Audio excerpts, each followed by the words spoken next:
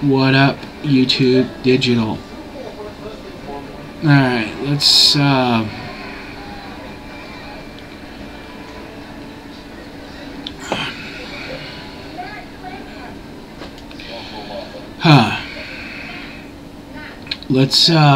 let's talk about this Corey C video about prepping and stuff like that. I agree with him that most of these people that are preppers, they're so focused on other things, and they're gonna find out real fast that they fucked up.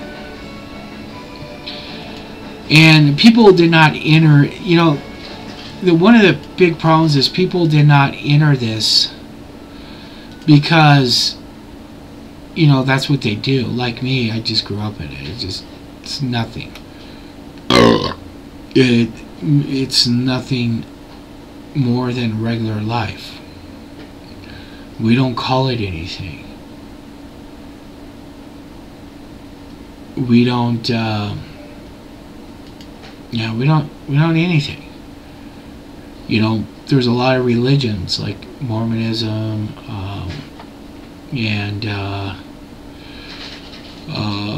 Jehovah's Witnesses, whatever. And there's a lot of people that also do it. They're just born into it. They just do it. They don't call it anything fancy. They don't try to come up with a cool acronym or anything else for it. They just do it. Alright? And again, nothing wrong with it. But then we had a crisis. The economy went shaky. People lost their jobs. A lot of people got scared and everything else. And then, you know, these people, I guess, apparently had too much time on their fucking hands. So they started reading about all these fucking things that people say could go wrong. You know, we're getting close to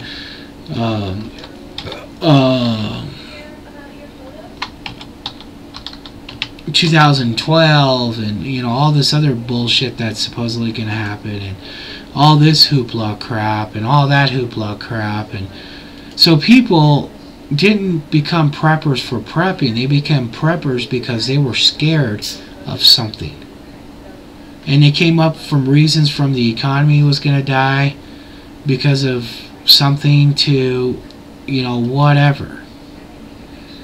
And so they started prepping for that type of event. Well, God knows what can happen. You know, everybody thinks that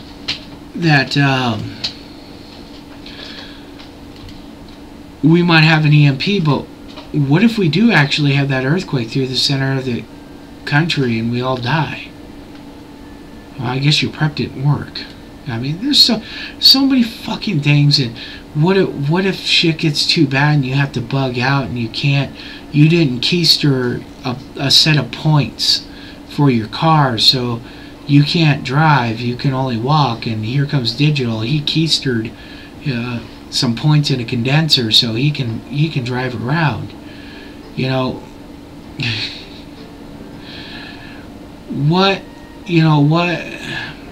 what's gonna let you be able to take your prep somewhere? What if you live in Phoenix and you need to get to the Sierras? How are you gonna get there? Well, you're gonna walk, but you know, fuck. People are so wrapped up into it. They're coming up with just weird fucking shit, and a lot of it's not even making sense. But again, it's not making sense because they're not doing it rational. They're doing it because they're afraid of a certain thing happening, which they need to get over it. You know, I'll admit, when I lost my house and everything else, I wasn't in a right frame of mind. But dwelling on shit is not healthy. Sitting around thinking that something's going to happen and you got to be prepared for it. Most of the shit that people are doing isn't really preparing. I mean, let's be realistic here. You know what prepping really is? is giving yourself a resource so you can be lazy during an emergency.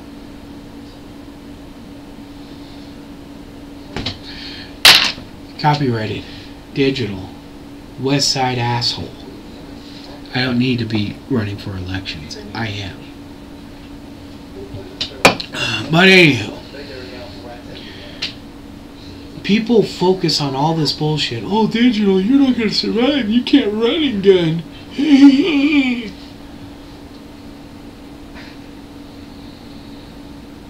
Could I take you to a trail and find a whole bunch of scat? And you tell me what that scat is? Did it come from a bear? Did it come from a mountain lion? You know, matter of fact, while I'm doing this, let me find some tracks here that I took a picture of. Let's see what people can come up with. But maybe if I can find them. Shit. I'll have to find them. I don't know where the fuck they are.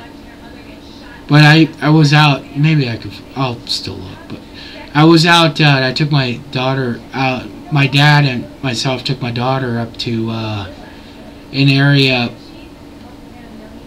up in the woods to play with their sled. And right when we got out of the car and everything else, we were kicking back, and I noticed all these tracks out there, and I knew what they were.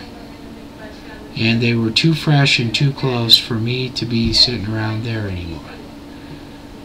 You know, you got to deal with wild animals, and you don't want to deal with. You don't want to go and, you know, come up face to face with a bear or anything else like that, because they're gonna fucking kill you. You know, you don't want to play all these games. So, you know, people are, you know, doing all this weird stuff, but they're not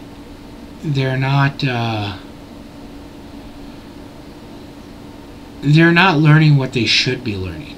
Now, if you are so set in your mind that the world's gonna end, we're all gonna fucking die, then you better start looking for another place to be except for where you're at. And for that type of stuff, if you're so set in it, go watch Irish. And I'm not saying Irish is a nut job. I'm just saying Irish knows what he's doing. So go watch him and go watch what he's doing, because that's gonna probably be what has any sort of real chance of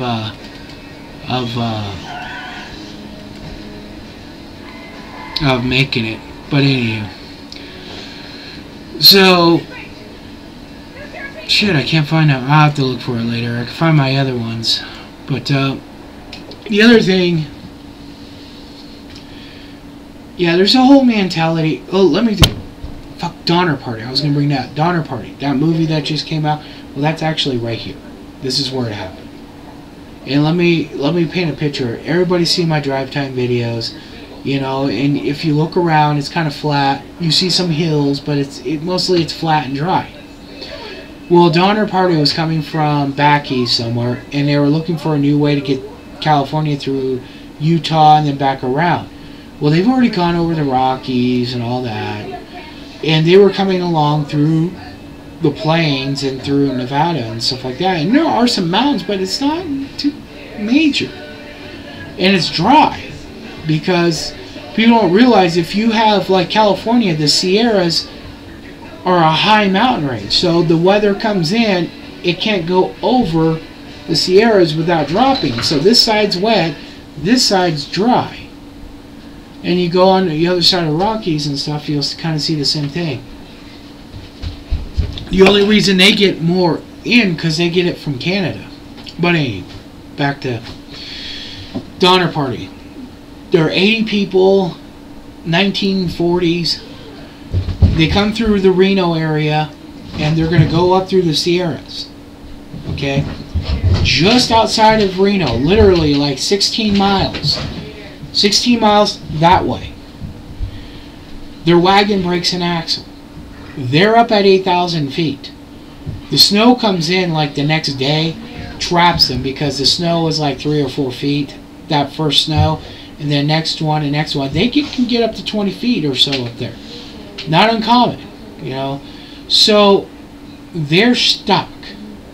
And, you know, depending on what version of the story is true, they either ate their animals, which ate humans, or they ate dead humans, or they ate people. Okay, whatever story is true. They have found both human and animal bones that obviously have had the meat taken off. Daughter just walked away. But anyway, these people lived the life. Okay? These people ate salted meat. These people killed animals. They hunted. Okay? These are the people we're trying to aspire to be. And they went 16 miles from here and fucking died and had to eat each other. Out of it, I think only 20 people survived out of the 80. And they had to send rescue parties after them.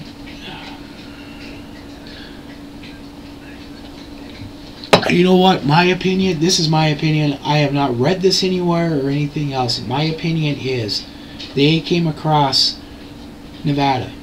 It's mostly has a little 500 to 1,000, maybe 2,000 foot little hills that you can walk up and see over. Okay, cool. Keep going. Well, they thought that's just how it was all the way through. And they thought after they left here, people probably warned them, hey, Sierras, be careful.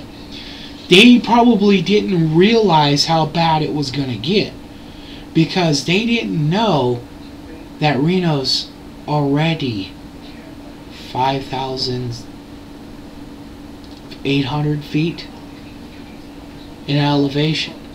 If you were seeing my videos, it looks like I'm in a fucking valley. Well, technically I am in a mountain plateau, but I'm 5,600 feet up in the air. They didn't realize that. So when they started going that way, they went up some little bit more step, and they didn't realize that really they're not just 2,000 feet up, they're 7. It's a huge, huge, huge fucking difference in preparing to be in a winter storm. A winter storm at 2,000 feet on the other side of Sierras is wet and rainy. They'd be cold and a little pissed off, and their balls would have been shrunk, but they would have lived. 7,000 feet in a winter storm, you're eating people. And they were there pretty much all winter, so they were trapped. 16 miles from here, too. Just 16 miles. That's how bad they were trapped. And you're telling me these nutcase fucking preppers are going to come fucking walking from, you know, these big cities or whatever they live, you know, St. Louis, Missouri and stuff like that, and just go fucking walking into the Rockies or the Sierras and be fucking mountain men?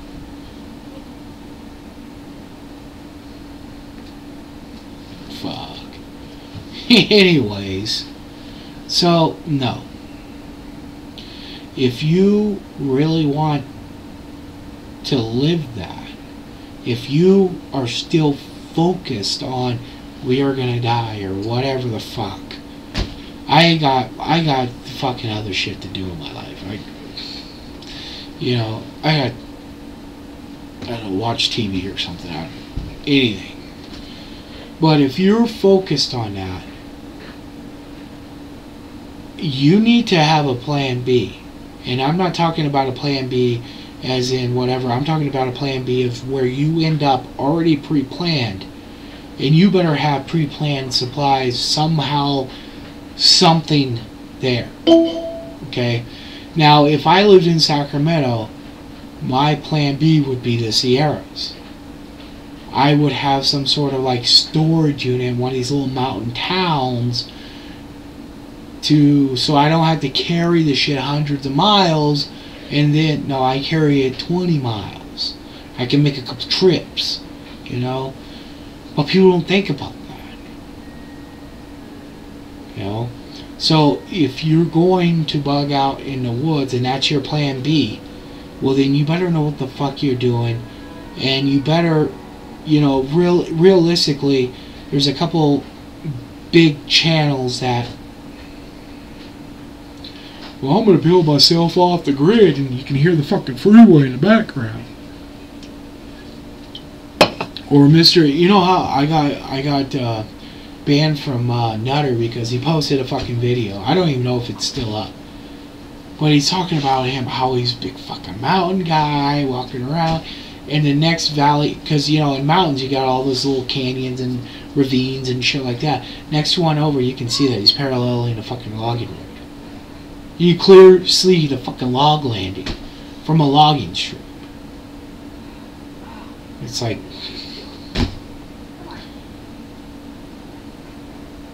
you got out of the logging road, you walk down and up the ravine, and you just follow the...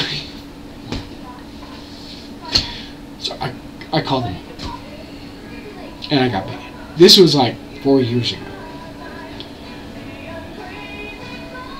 This is the same time that jerk off took his butt buddy up to camping in the snow, and they brought all these fucking knives and all this fucking bullshit, and they were making fire with their knives. You know what?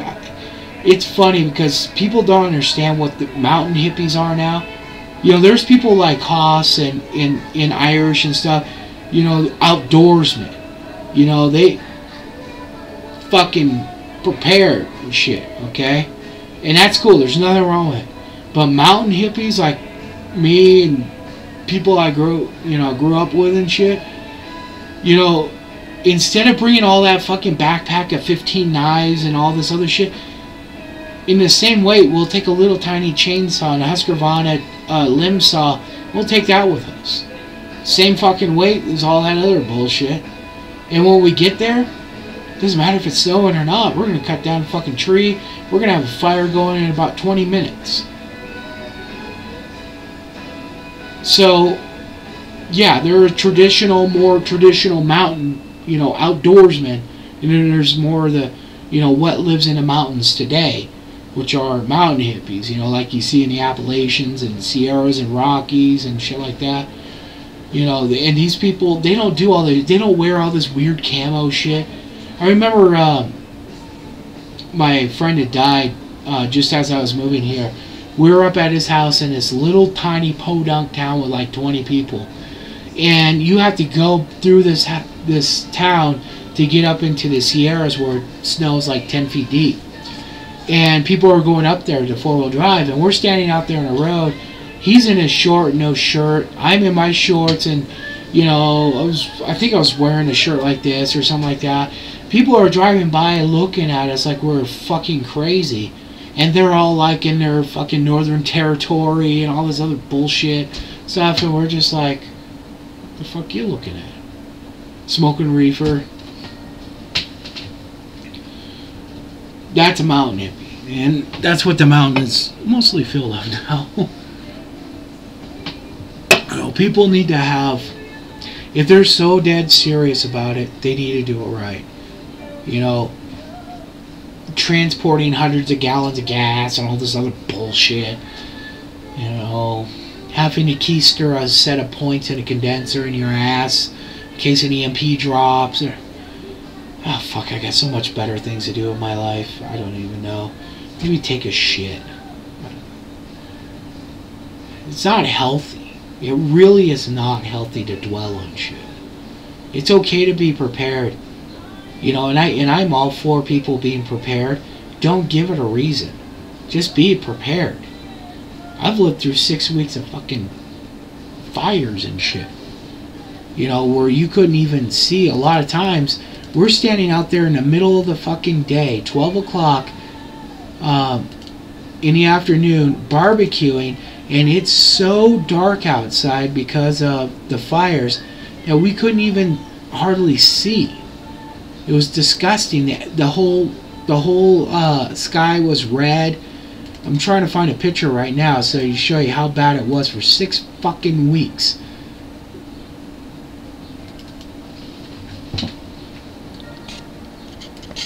let me flip this over real quick. 6 weeks. This is how. Hold on. This is how it looked. This was during it. This was right off our old porch. That redness right there, that's the sun going through the smoke. It was that fucking thick. That's dead afternoon. You can see it's just afternoon.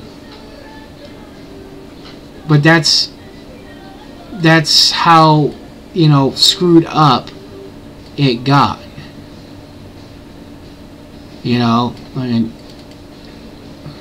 it was definitely messed up, and we lived like this for weeks. I'm trying to find the map to show you guys how like fucked up this got. Ah, fuck, I don't know where the map is. But basically, this fire burned for weeks all around. As soon as one went out, the other one started. And here's another picture that we took. We were across the canyon, across the ravine from this one. And that was a pretty nasty one. But we lost power, we lost this, we lost that, all that other bullshit. And you know what, we all still lived. Nobody killed each other. We almost had the whole town, 20,000 people almost had to evacuate out of the area on logging roads. Because it almost engulfed the town. It almost took the town. So, and I wasn't in the town, I was higher up in the woods. So I would have had even a little bit more of a break, but not by much. But you know, we've gone through winters with fucking, you know, the power goes out and all this other bullshit. Nobody cares. They just get on with it, you know. Just deal with it. Stop dwelling on it. Oh, the end of the world, rapture. EMP, the earthquake that splits the United States, and you know, why is all that shit? Why can't an EMP hit Russia? You know, why can't the earthquake flood? You know, sink UK? You know, fuck, I don't know. Only us. We're the only ones who are gonna die in a rapture. Like I said, I got better things to do. Like pick my nose. That's it. Instead of prepping, I'm going to pick my nose. But anywho. Peace. Just be prepared. Don't give it a fucking retarded reason. And don't think you're gonna be prepared for everything. There's no way that you can. And really, if you were that lucky that you could prepare that much out, or I should say that you can have enough stuff to cheat during a time of a crisis, you know, how far do you want to take it before everything is so fucked that you don't want to live? And then you have to off yourself. Fuck that shit. You know what? Let an EMP hit, or let the fucking solar flare hit, or the earthquake, or whatever the fuck is gonna happen. Let it happen. I don't give a shit. I got better things to do. You know, when are we gonna be okay again? I'll leave with this. Everyone that I know that lost their house with me is all happy now. All of them. We're all happy. We're all got jobs. We're all buying cars again. You know, doing shit as we are. I'm doing more now than I did before this meltdown. Matter of fact, though, I did get an interesting thing from the government. They're reviewing my mortgage because they feel that my bank did not do a good enough job on some things. So who knows? Maybe I'll get my $80K back and I go on a YouTube United States World Tour. Or I just go blow it all because I don't give a shit.